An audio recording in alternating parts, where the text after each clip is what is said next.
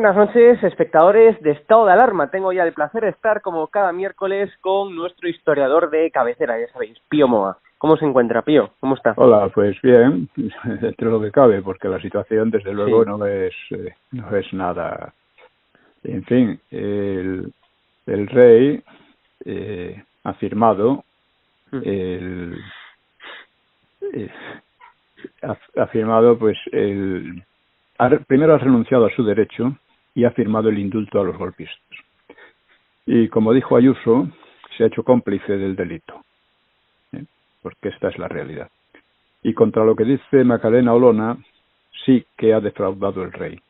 El rey no defraudó en 2017 contra los golpistas, pero ahora parece que se ha arrepentido. No solo defraudó cuando la profanación de la tumba de Franco, también con su servilismo a la corona inglesa, la de Gibraltar, y otros actos menores. Y me temo que el proceso de descomposición que sufre España desde Zapatero va a acelerarse. Y eso es lo menos que puede decirse en este momento. Hay recientemente, poco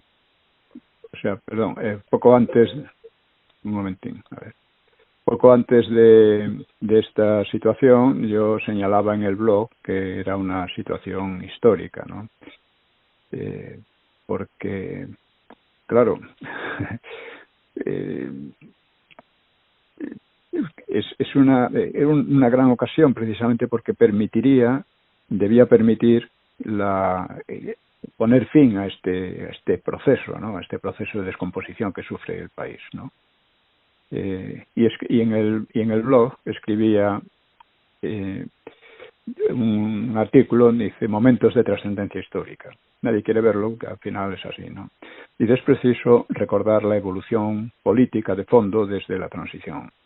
Tras la muerte de Franco, se abrió la posibilidad de una evolución a la democracia desde o contra el franquismo. La segunda opción, o sea, contra el franquismo, que era la ruptura, significaba depositar la legitimidad histórica y democrática en el Frente Popular, que fue una amalgama de separatistas y totalitarios, que se presentaban con absoluto descaro como republicanos demócratas, ¿no? En una jugada maestra, Torcuato Fernández Miranda abrió paso al reconocimiento democrático de la legitimidad histórica del franquismo en el referéndum de 1976, demostrando que el antifranquismo rupturista carecía de fuerza popular. Es necesario remontarse un poco para ver lo que hay ahora, remontarse a lo que hubo antes, que generalmente no se hace, parece que la experiencia no sirve de nada, ¿no?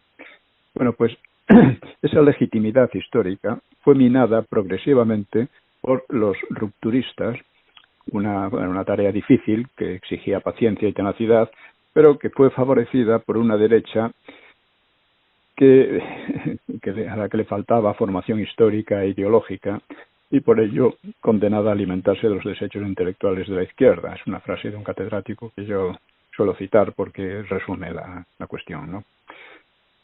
Un hito en este largo proceso corrosivo lo cumplió Aznar en 2002 al condenar el alzamiento del 18 de julio, el alzamiento al que le debía todo, ¿no? Y de paso, implícitamente, el referéndum del 76. A partir de ahí, el proceso se aceleró con Zapatero y con Rajoy. Después, puede decirse que solo quedaban dar los últimos pasos hacia la disgregación de España.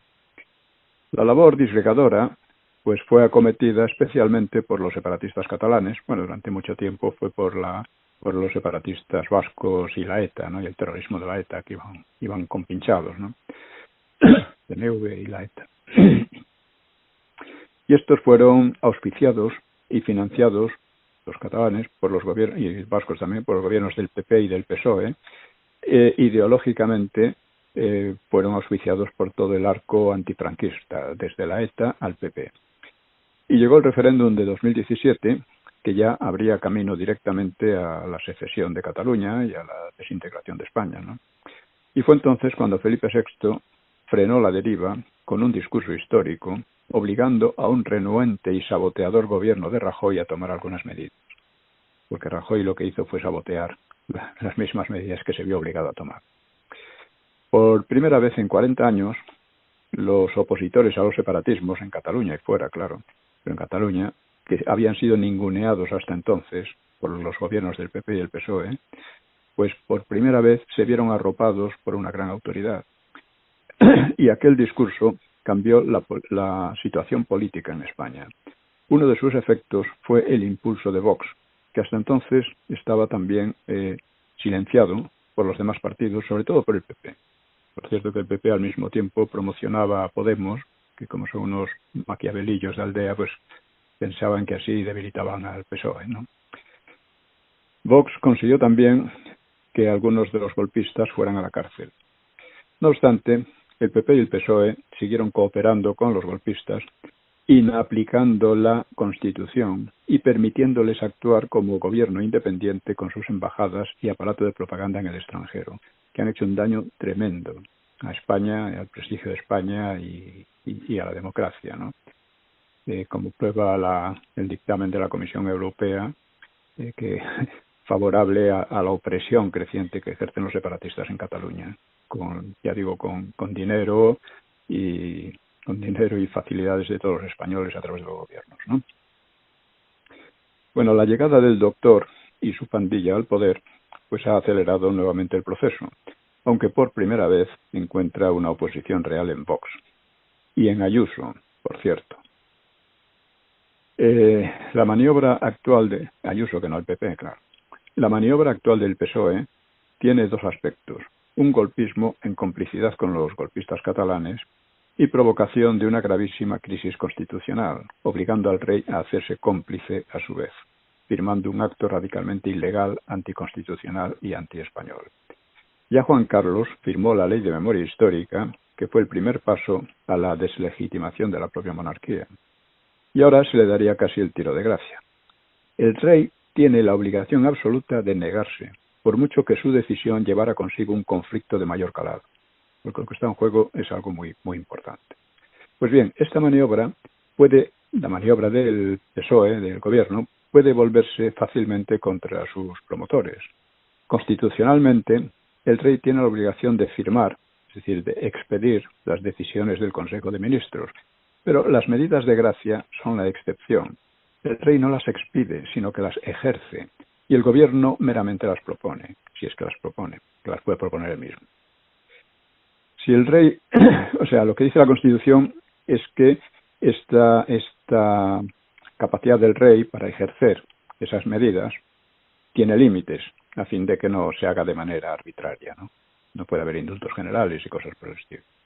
Bueno, si el rey rechaza los indultos, el conflicto y crisis constitucional se transforma en mero conflicto y crisis de gobierno. Y la única salida es la dimisión del doctor y su banda y la convocatoria de elecciones, a menos que el gobierno se declare abiertamente en rebeldía, como la Generalitat, ¿no? Como la Generalidad catalana, ¿no? Andan por ahí muchos peperos especulando con un aplazamiento del problema hasta que juzgue el Tribunal Constitucional. Y al respecto es preciso tener esto en cuenta. Primero, la unidad de España no depende de una interpretación constitucional, ni de la Constitución. Esta no declara la unidad, sino que la reconoce. La unidad está por encima de la Constitución. Es lo que permite la existencia de la Constitución y no a la inversa. Segundo, por este reconocimiento, el indulto es anticonstitucional y además técnicamente ilegal, porque los indultables no se han retractado de su golpismo y se mantienen en plena y abierta rebeldía. Por lo tanto, los indultos son actos de colaboración con el golpismo por parte de otros golpistas. Tercero, el rey no puede justificar su negativa a firmar sobre la base de cómo interprete el Tribunal Constitucional la palabra ejercer. El Tribunal Constitucional ha demostrado repetidas veces estar al servicio de los partidos, haciendo constitucional lo que es abiertamente anticonstitucional. O sea, puede defender la legalidad o puede alinearse contra ella. No hay la menor seguridad en este tribunal, como en otros tribunales muy corruptos, ¿no? El Tribunal Supremo, que por ejemplo defendió la profanación de la tumba de Franco. Y, o sea, cuarto, la negativa del rey solo tendrá efecto si viene acompañada, como en el 17, si viene acompañada de una explicación clara y convincente del carácter golpista de los indultos. una explicación dirigida a la población, como en aquel año. Es seguro que con ello se ganaría el apoyo de la mayoría de los españoles, como cuando el referéndum golpista. Solo con la presión de esta mayoría es posible que el Tribunal Constitucional admita como inconstitucional lo que evidentísimamente lo es y que el gobierno dimita. Y quinto, de lo que se trata, como dije, es de convertir una crisis constitucional que pretende el gobierno en una crisis de gobierno, que seguramente perdería la banda mafiosa del doctor. Y más si se declarase en rebeldía abierta. O sea, nos encontramos en una situación histórica que puede empezar a revertir el proceso frente populista de los últimos años. Y todo dependerá de que el rey vuelva a ser valiente ante los matones, como en 2017. Si no fuera así, habría firmado la sentencia de la monarquía y de muchas cosas más. Esto es lo que veo, que se ha perdido una oportunidad histórica. Digamos que la mentalidad de esta gente pues se parece a aquello que se decía de alguien que ve que están violando a su mujer y lo que hace es salir corriendo a buscar a un abogado. Pues aquí estamos en una situación parecida. Lo que está haciendo el doctor y su pandilla, bueno, lo que ya hacía Zapatero, eran cosas absolutamente intolerables, democráticamente intolerables, ¿no? Bueno, Zapatero rescató a la ETA, la convirtió en una fuerza política, cuando la ETA estaba en la ruina, ¿no? La convirtió en una fuerza política. Y nada, esto pasó, el rey firmó el anterior rey la ley de memoria histórica, una ley absolutamente antidemocrática, inconstitucional y fraudulenta, ¿no? En todos los sentidos. Bueno, y que además deslegitimaba a la monarquía. Bueno, en fin, he tratado de analizar estos procesos que vienen a el origen, ¿no?, de ellos, ¿no?, que ya es lejano, ¿no? Gran parte de esto proviene de la crisis del 98, en la que se crearon una serie de ideas sobre España, sobre Europa, etcétera, que todavía pesan, ¿no? Hay un concepto político histórico de base que comparten, por ejemplo, el PP, el PSOE, los separatistas, y es el que resumió Ortega: España es el problema y Europa la solución. Bueno, para los separatistas también había que salir de España y seguir en Europa, ¿no? Esta idea, que llevó a la República, pues volvió a imponerse ya en la última fase del franquismo y se volvió decisiva desde la transición, y está en el fondo de nuestros actuales problemas. Ni Ortega ni sus seguidores ofrecieron nunca un estudio medianamente serio sobre Europa o lo que entendían por Europa, que nunca ha estado claro, ¿no? Y en cuanto a la historia de España, quizá nadie haya escrito más insensateces que Ortega. Por ejemplo, en su La España invertebrada, ¿no? Es una sarta de tonterías pero increíble, ¿no? Bueno, y esto ha tenido una influencia enorme, política enorme, ¿no?, tanto en unos como en otros, incluso en la Falange y por ahí. Y claro, cuando hay una confusión semejante, o sea, para Ortega, por ejemplo, la historia de España era una historia enferma, anormal. En cambio, la Europa, lo que él llamaba Europa, que vete tú a saber lo que era, pues nada, representaba el progreso, en fin, la paz social, la paz interna y mil cosas más, ¿no? La democracia y tal.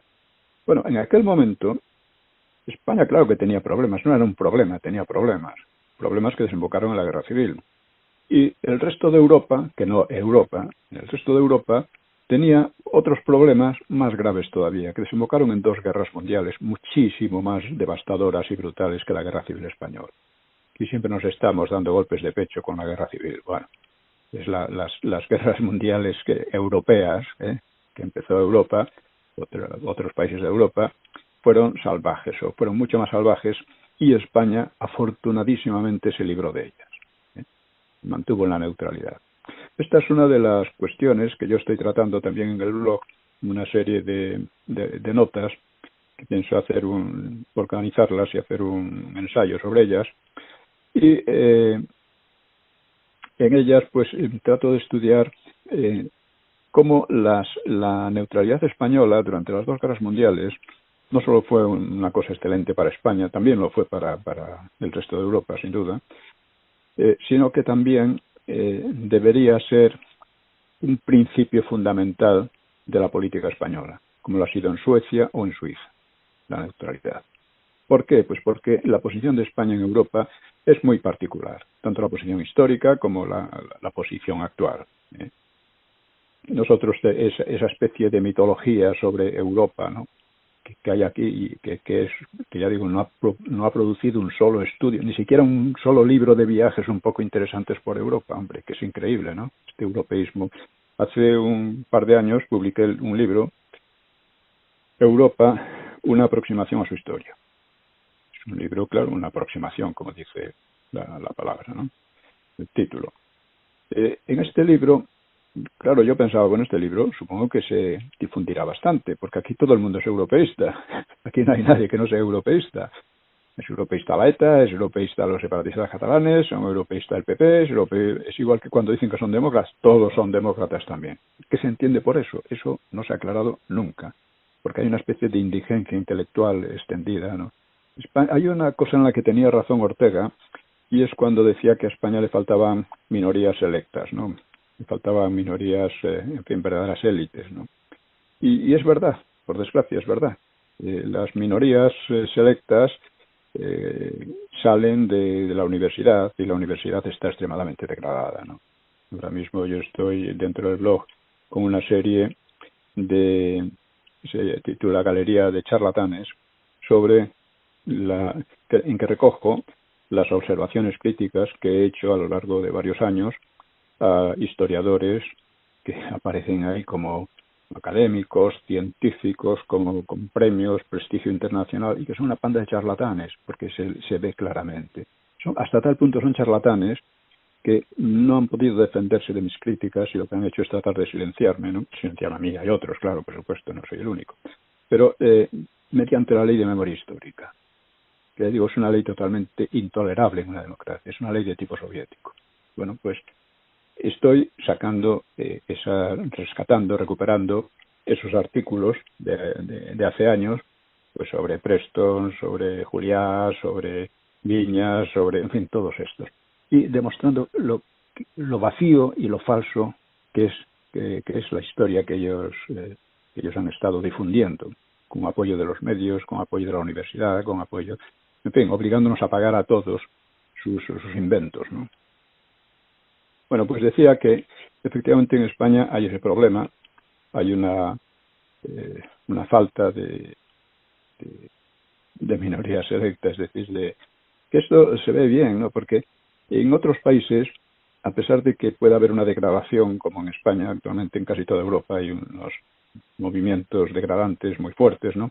Pero a pesar de eso, se ve que, por ejemplo, en Inglaterra tienen pues una minoría muy culta, con ideas bastante claras, por lo menos sobre los intereses de Inglaterra.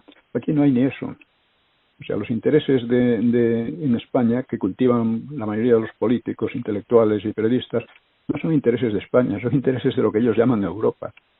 Lo que se trata es de que España se vaya disolviendo en Europa poco a poco, en lo que ellos llaman Europa. Que eso es un absurdo total. Y estoy tratando otros temas. Sí. Hay un tema principal en todo esto, que es la cuestión del franquismo, ¿no? Que yo insisto mucho en ello.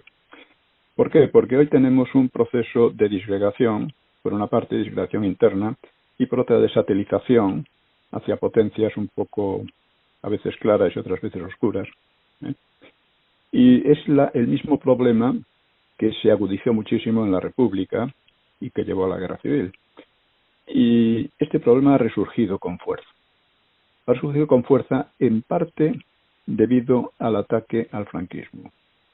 Al ataque, o sea, el franquismo es una cosa que pasó, que no puede volver, pero que fue la respuesta a unos problemas que actualmente vuelven a aparecer, y por lo tanto debemos estudiar el franquismo de una vez en serio, porque lo que se ha hecho en todos estos años es mentir sobre el franquismo, falsificar la historia. Y desde la falsificación de la historia no se puede aprender nada. Y por eso estamos de nuevo en los mismos problemas que hubo antes, que se solucionaron de una manera que era la que correspondía a la época histórica y a la situación general, pero que ahora es otra época histórica y tal, pero podemos y debemos aprender de aquella experiencia. Por eso estoy también en con una serie de artículos sobre esta cuestión. sobre lo que, porque no es solo decir la verdad sobre lo que pasó, la verdad histórica, sino también es lo más fundamental todavía decir, bueno, ¿y de qué nos sirve eso ahora? ¿De qué nos puede servir ahora en una situación distinta? Porque los problemas siguen siendo los mismos. Esto es a lo que me he dedicado en este tiempo. Lamento decir que me ha desilusionado mucho la actitud del rey, Sí. Porque revela un espíritu claudicante, porque no creo que el rey sea tonto, ¿no? Y sabe perfectamente lo que está ocurriendo, ¿no? Y los partidos, pues lo mismo. O sea, Casado dice que lo pagarán las urnas. Bueno, vete tú a saber, ¿no? Vete tú a saber cuándo sean las urnas y si de aquí a entonces ya ha hecho muchas más fechorías, ¿no? Aunque esta es una fechoría verdaderamente definitiva. Si ahora hubiera elecciones, que las habría si el rey se hubiera negado a firmar, esto es prácticamente seguro que el PSOE se iba, vamos, si no desaparecía, por lo menos perdería muchísimo, ¿no? El único problema es que ganara el PP, porque el PP no es más que otra versión del PSOE. O sea, el PP ha sido el auxiliar del PSOE durante todo este tiempo. He dicho, aquí hubo una de la falta de formación histórica e ideológica del PP, pues da buena cuenta un hecho que ocurrió con Aznar, que parecía otra cosa, cuando condenó el 18 de julio. Oiga, está usted condenando a los que salvaron a España de la disgregación y de la sovietización. Es lo que está usted haciendo. Luego, claro, esto ya, con Zapatero, ya fue, vamos, las puertas abiertas a todo, ¿no? Y ahora y lo único que hemos visto desde entonces ha sido un proceso de disgregación cada vez mayor, de descomposición cada vez mayor, y es necesario reaccionar porque esto no puede ser, no se puede tolerar, y hay que ver cómo, y hay que ver, porque hay muchas fuerzas, lo que pasa es que están desorganizadas o desprotegidas, hay muchas fuerzas nacionales, ¿no? Esto se vio también cuando el rey en el 2017 hizo aquel discurso. O sea, de repente millones de personas se sintieron protegidas por primera vez en Cataluña y en toda España. Y aparecieron las banderas españolas que durante muchos años estaban prácticamente, digamos, prohibidas, poco menos, ¿no? Y si no prohibidas abiertamente, en fin. Es más, recuérdese cómo la propia derecha prohibió la exhibición de banderas españolas en sus mítines, y en mítines de otros partidos, diciendo que eso era apropiarse de una bandera general. Esto solo pasa aquí, en un país tan degradado como es España. En Francia, los partidos, en Inglaterra, en cualquier sitio, enarbolan la bandera nacional con la mayor naturalidad. Pero aquí, durante años, ha estado prácticamente perseguido. Bueno, pues el discurso del 17 cambió la situación política en España, y quizás, y que creo que ha comenzado desde entonces un movimiento que ya rompe con la dinámica anterior, la dinámica que llevó a todas las zapateradas, ¿no? Que cada vez más peligrosas, y que llevó en definitiva al golpe de Estado permanente. Porque hay que decir también otra cosa. Con el discurso pudo haber terminado el golpismo catalán, de haberse tomado las medidas adecuadas. Pero las medidas fueron saboteadas por Rajoy inmediatamente, con lo cual el golpe de Estado fracasó a medias, porque se convirtió en golpe de Estado permanente, en una situación de rebeldía permanente de las autoridades y políticos de una región española, que además otras regiones, como las Vascongadas, o incluso Galicia, están un poco alerta a eso. O sea, en Galicia el PP está haciendo exactamente la misma política que Pujol durante muchos años, y además con el mismo cuento de Europa. Dice que hay que europeizarse. Bueno, pues esto conviene tenerlo todo en cuenta. Y yo lo que quiero con mi blog es un poco aclarar ideas y aclarar experiencias, ¿no? Así que, ya digo, el rey nos ha defraudado. Decía Macarena Olona que no defraudaba nunca, pues sí que ha defraudado. Ha defraudado más de una vez, pero ahora de manera muy grave. Y vamos a ver por dónde salen ahora las cosas, porque la descomposición puede llegar a un punto en que haya una reacción muy fuerte. Bueno, pues ojalá que no sea así, aunque todo indica, como tú bien dices, Pío, que será así, pero bueno. Invitamos, como siempre, a la audiencia a que lea tu blog y a que comparta tus artículos, es muy importante, piomoa.es o Más España y Más Democracia. Y eso, muchas gracias, Pío. Nos vemos. Bueno, muchas gracias a vosotros. Nos vemos. Un abrazo. Chao.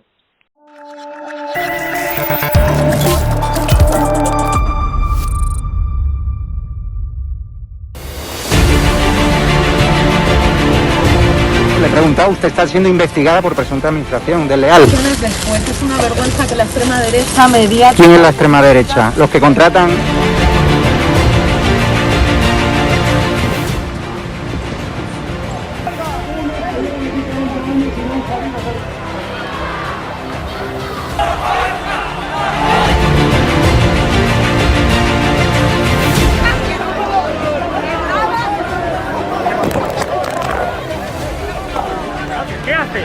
¿Qué haces?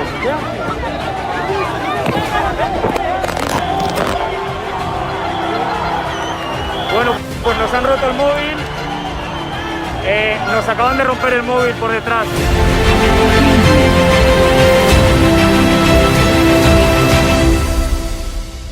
edatv.com, ¿vale? Pincháis aquí y ponéis los datos fundamentales. Y ahora, como veis, nos pide que firmemos este contrato de suscripción, lo leéis con calma, por supuesto, y le dais a continuar. Y ahora nos pide que introduzcamos pues una contraseña, y lo doy a continuar. Y ahora me pide que confirmemos el correo electrónico. Habréis confirmado vuestro correo electrónico y os pide, ¿vale?, que elijáis una membresía.